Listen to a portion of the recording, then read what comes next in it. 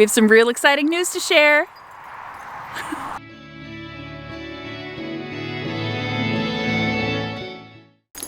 Hi everybody, this is Laura with Lonely Pines Farm. Welcome to a lovely crisp fall day here on the Olympic Peninsula. Yes, I said Olympic Peninsula because our exciting news is that we moved! It's so exciting! Jerry and I got a house out on the Olympic Peninsula. We moved from the suburbs of Shoreline out to the peninsula. Can I say peninsula any more times? It's so exciting. I know that if you follow us on Facebook or Instagram or Twitter, this may kind of be old news. It took us a little while to get around to announcing it to everybody on YouTube. You know, country problems. We now have satellite internet with a preset amount of data, and our old phone and the uploading and the downloading was just a whole headache, and we were getting throttled all the time. So we had to invest in a nice new camera. I know we got the feedback that some of our sound wasn't the best on some of our older videos, so hopefully things are upgraded now for everybody. But yes, it's so exciting. We bought a little house. Check it out. Isn't it so cute? We're out in 𝙒𝙊𝙎𝙏𝙎, closer to Discovery Bay. It's kind of, I don't know, it's hard to explain. It's like Squim's like half an hour that way. The 𝙎𝙊𝙔𝙎 is like 20 minutes that way. So we're kind of, you know, we're not like out in Forks. We're not on the far end of the peninsula. We're on like the 𝙎𝙊𝙀 side of the peninsula, I guess, the little inlet side of the peninsula. So, but, oh God, the country, it's just amazing. Look at this. Look at all the mountains around us. Look at all the trees. It's so nice to be out in the country. It's entirely different than living in the suburbs. We finally have the space that we're looking for. We finally feel like we're really pursuing our homestead dreams. We've got space to do the things we want, to really garden the way that we want, to be able to get the animals that we want. And things are really starting to kick off. We moved at the end of July. So it's been, what is that, almost 3-4 months since we moved. It's kind of incredible how time flies. We both still have our jobs in the city, so we're commuting most days of the week, which makes, you know, it's a multi-hour commute, so it doesn't leave a lot of time for homesteading, but we're hoping to transition in the not too distant future to more localized work, or less work or something, so we can spend more time on our homestead. But we wanted to give you guys a tour of the property. It's really exciting now that we've spent some time here. We kind of have a bit of a better idea of what our plan is and what our goals are. So we wanted to walk you around, kind of show you what we're thinking. That's another addition. Let's see if we can get him here. That's Diesel. We got a dog. For some reason, I thought it would be a good idea to get a dog within a month of moving. Diesel, you leave him alone. He's high energy. He's a cattle dog mix, and he's trying to play with his little brother. Thatcher's hiding over there in the bushes. So I thought it'd be a good idea. Jerry was a little hesitant, but it turned out that he's kind of a dream. He's real high energy, and he's ready for some chickens to wrangle, to herd, or goats or something. But he's just a peach, and we love him to death. We took him up to set up hunting camp this past weekend. It was his first kind of road trip. It was his first time camping. There were other dogs there. It was like a whole thing. But he did really well. Well enough that we're going to take him back for elk camp here in a couple weeks. So, you know, he really fits in very well. We just got to make sure that we give him the exercise that he needs, which is getting a little harder as the days are getting colder and shorter. But we make do, and I couldn't imagine life without him now. So now we've got Diesel and Thatcher are our first two little babies. Hopefully many more furry and fuzzy babies to come. But let's get into the tour here. So this is our cute little house. It's yellow. I don't love that it's yellow. We're still debating what color we're ultimately going to paint it, but low on the priority scale. For now, it will stay yellow. But it's in great shape. It's an old 1925 logging cabin that's been upgraded and restored. It was in pretty bad disrepair when it was the woman who bought it before us. When she bought it, like this whole part here was an addition. There were like homeless people living in it. It was like really, really worn down. So she did a lot of fixing it up. There's still, you know, Jerry being in construction, he sees all the little, like the doors don't necessarily all seal appropriately. He sees all the cracks and all the little things that need to be fixed. So we're definitely going to have our work cut out for us, kind of fixing up all those little things, you know. But it's very, very livable. There's no immediate problems with it, which I'm very happy with. When we were looking at properties, we looked at some that needed a lot of work, and now seeing how fast time flies, I'm so glad we didn't get something that needed a ton of work. So very livable, nothing we need to update right now. Jerry, being in construction, has some connections for some potentially cheaper counters and appliances and stuff, so we're probably looking at a kitchen remodel first, but the kitchen is very large, which I love because we cook all the time. I love baking and cooking, and yeah, so big kitchen, very important, very happy. So yes, 1925 logging cabin that's been restored. We're going to keep working on restoring it. Let's see here, what do we got? So I guess we can just kind of pan around. Whoop, that's our shop. We've got a little 20 by 40 shop that's got a closed off room with carpet in it inside, as well as like a nice big open space. There's a little bit like a loft for storage. Already come in handy because this house is a lot smaller than our house was in Shoreline, so we kind of need the storage until we figure things out. You know, in a move, you're like, I never really loved this armoire or this bookcase. Why bother moving it? And then you get here and it's like, because I need a bookcase and an armoire. So now we're kind of getting replacement furniture, but it's a good opportunity to get furniture that we really love, not just things that we've acquired over the years. So being very methodical and keeping things cheap and waiting for the right pieces to come along. So anyway, shop, and then we have all the way down, that's our neighbor all the way down there. It's like just shy of 2 acres, so a lot of space, a lot more. We had 1/10 of an acre in Shoreline, and it was like sloped and there was just nothing to work with. So to have all of this space is just incredible. So let's take a walk down to the garden here. Okay, so here's the garden that the property came with. It's been great to start with. They left zucchini and cucumber and a few other summer things in the ground, so it was nice to kind of have a head start because all of our plants were held over for so long that they didn't really do that well once we got here. This bed used to have cukes and zooks and stuff in it, and it's been torn out. I think we're going to put all of our garlic in there for fall. We still need to get in the ground, always things to do. This also had cukes and zooks in it. We've since turned it into a strawberry bed that looks like they're desperately in need of water, so I know what I'll be doing here in a little bit. And here's a few things. Jerry just got in here last night and tore out a lot of the summer stuff. You can see all of our old cukes in here. We used to have like eggplant. There's some calendula up in the corner. Some green onions left over right there. Here's some squash. Diesel, get out of the garden. Come on, out. Here's all our fall lettuce. These are daikon, radishes, and turnips. And we've got some carrots out of the garden. Come on, buddy. I think he wants to eat the mic muff. So here's our carrots. And I don't know what those are. I'd have to ask Jerry, since he's the one with the green thumb. We've got, those are some sugar snap peas growing. You can grow them twice a year, in the spring and the fall, in zone 8 that we're in. I have noticed, though, that they are much sweeter in the spring. Not quite as sweet in the fall, but still a nice addition. And we've got some pak choi, and there's some additional red lettuce down there. These are going to be our future beds, which I'm so excited about. We're going to have probably, I don't know, 3 times the space that we have now come spring. We're doing a no-till gardening method, which Jerry can elaborate on a little later. We're already thinking, though, that it's probably not enough and that we're going to expand the garden even more here. Let's head down that way.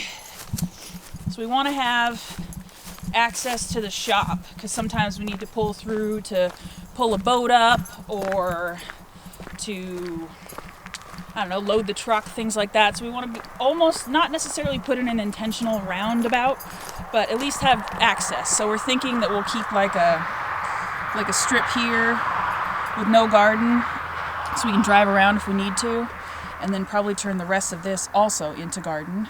It's a big old blackberry patch down there, which I eventually I'm thinking it'd be cool to kind of carve it out in like an L shape and do like blackberries and then like another row of like raspberries and maybe some grapes, you know. But this is ultimately all going to be garden.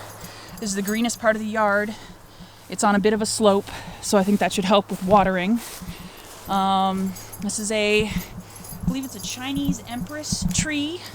Doesn't fruit or anything, but I was told by the previous owners that it has the most amazing smelling flowers in the spring. So I'm excited for that come spring. This, I believe, is the cherry tree. We're having debates on which one's cherry and which one's plum, because we have one of each, but I'm pretty sure that's the cherry tree. So we're thinking this year that we're gonna do chickens and bees, because I took an intro to bee class here not too long ago, and it totally piqued my interest. Bees are incredible. And there's a more elaborate, in-depth, like 3 Sundays in a row class in March that we're both gonna take. And then we're probably gonna order our bees in spring, and we definitely wanna get on chickens right away, because I think that's a good beginner animal. So we're thinking chicken and bees this year, and then next year potentially, then we still want to do goats and pigs and rabbits, which may be a lot for 2 acres. We're gonna see if we can make it work. Of course, you want the world, and you see what it ends up shaking out. If we do end up getting goats, we kind of figured that right along here would be where we would put our goat pen. It would give them almost, I don't know, almost a half an acre if I were to estimate. You know, they'll be by the highway, which is not ideal, but something has to be by the highway. I think they'll be okay. Put the pen right there, kind of in between the shop and nestled in those trees. We're thinking based on the way the sun and the wind goes, that'll give them some cover. They won't get too hot. They'll be a little protected. They'll have some privacy from the highway, and then we'll kind of fence off all along here. We'll include the tire in their pen area, and then go all the way down to the driveway and to the highway. So that will be their square area. Based on what we've seen, we think that'll be enough. Have no idea where the pigs are gonna go, so that's a whole nother thing. They may go right, there's another little nook on the back side of the highway, and they may end up over there. Kind of right through there. Let's see here. So yeah, that's another one of our neighbors. We have a couple neighbors, but they're pretty few and far between, and we have a lot of privacy, which is what we wanted. So we'll have garden there, and it should extend all the way down the driveway. We're thinking of putting the greenhouse right here, where it was a knife throwing kind of station from the previous owners. They had 3 boys, so they loved throwing knives. But we're thinking we're gonna put the greenhouse right here. It's kind of a high point in the yard. It's in the middle. It gets a lot of sun. It would have easy access. So we're thinking that's good. We want to keep all of this open through here, so we have access to the shop. Oh, and I forgot to mention the lake. I don't know. Let's see, can I zoom with this thing? I don't know that I can. Oh, wait. It's a lens. Hold on. Woo, look at that zoom. So right there you can see there's a little bit of lake. That is a almost private lake at the end of our driveway. We have a pretty private launch here. There's another launch right down the way. But we've been out there quite a bit fishing. So the lake is phenomenal. We've been out there a couple times. We got a little aluminum boat, one of our first homestead purchases. And we have gone fishing out there quite a bit. There's not a whole lot in there. Caught 1 trout, was the first fish I ever caught. Little guy. And you're not allowed to keep trout in the lake. So he went back. But since then, caught a ton of brown bullhead, which look just like catfish, but I think aren't actually catfish. I'm not sure. They look just like them though. But they're all just little guys. So we haven't really kept any of them. We were kind of hoping for a lunker. And then they're all about the same size, so we're figuring that's as big as they're gonna get. This lake was overrun with pike like 30 years ago, and so they poisoned off the whole lake, and it just reopened for fishing like this year. So we're thinking that based on that, the fish just haven't had a chance to get really big. So the next time we go out fishing, we're just gonna keep a couple of small ones, and you get enough, and then you got a bit of a meal. So, but it's nice to have a lake that close. Even if you're not fishing, even if you don't catch anything, it's nice to just be able to pull the boat down there, and in 15 minutes we can be on the water. So it's really relaxing, and the sunsets are gorgeous. Everything out here is gorgeous. The sunsets are gorgeous, the sunrises are gorgeous. Even when I have to go out at 5 a.m. to go to my job, the stars are incredible. I got a telescope as a gift many, many moons ago, and we still need to set it up because it would be incredible out here. But everything's gorgeous. And now with fall and the changing of the seasons, the trees are incredible. It's gorgeous. And another plus is that Thatcher has become an outdoor cat. Hi, buddy. What are you doing? He was indoor in Shoreline. I can hear Diesel coming. You just have to chase him off, don't you? Thatcher was an indoor cat in Shoreline. because I didn't want to get hit by a car, and I know we're right by the highway, but still, it just feels more natural out here. And since we've transitioned him outside, he's been loving it. He wants to be outside all the time. So he's definitely loving his more wild side. So we're thinking about putting apple trees along the north side of the property, or not apple trees, some sort of fruit and nut trees. We haven't figured out what, but we know that from guidance that we've seen from other homesteaders, they always say the first thing to do is to put in your trees, because you're going to take 5 to 10 years to get fruit anyway. So we're thinking about putting trees in on the north side of the property to help hide the highway a little bit more. We've got 2 very overgrown apple trees.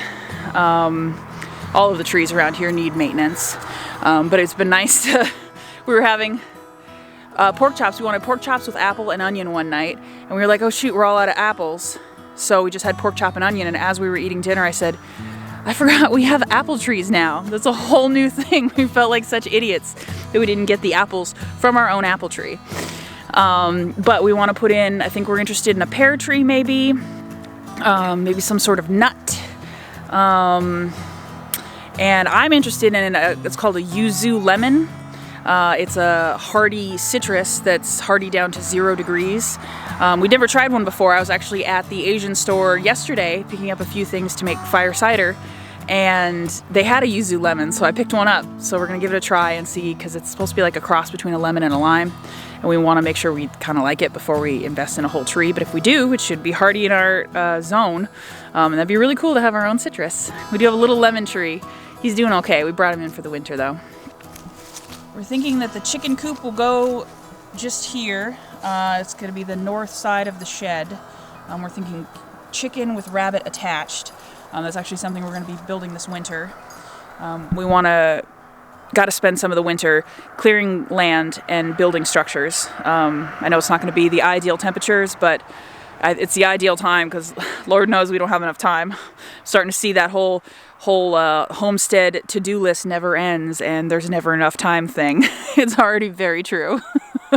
So we're going to be spending the winter clearing land, working on building our gardens, and building chicken coop as well, so that we're ready for spring, and getting our bee supplies. So I think those are going to be our top priorities for the winter, as well as unpacking. We're still not even remotely unpacked. There's so many things, craft things, office things, clothing that we're still finding. God, it takes forever to unpack. It's just incredible. And we still want to have our friends over. We're thinking that it's going to be like a holiday party. We're thinking like early December. Just because I can't believe it's already been 3 months. Time has just flown. But it's pretty incredible that we live on acreage now. I'm pretty excited to share it all with you, and it's just another big stage in our homesteading journey. And to celebrate, we wanted to do a giveaway. So make sure you subscribe to our channel and comment down below, and in about a week we'll pick a winner and we'll send you a $50 Amazon gift card or Visa gift card. So we haven't done a giveaway before on YouTube, or actually on any platform. So we thought this would be a fun way to kind of kick things off a little bit. And thank you guys all for all of our new subscribers and everybody that's wanting to follow along on our journey. We're hoping that we can still bring you guys some great content and, you know, have you follow along as we build our homestead here. So thanks so much for hanging out for our farm tour. If you have any comments on things we're doing or questions, be sure to drop those down below. Also be sure to like and subscribe the video. And as I mentioned, if you haven't already checked us out on Facebook, Instagram, Twitter, Pinterest. You know, we got it all covered. I'm busy on the social media. Want to stay connected with you guys. So we hope you have a fabulous day, and thanks for stopping by.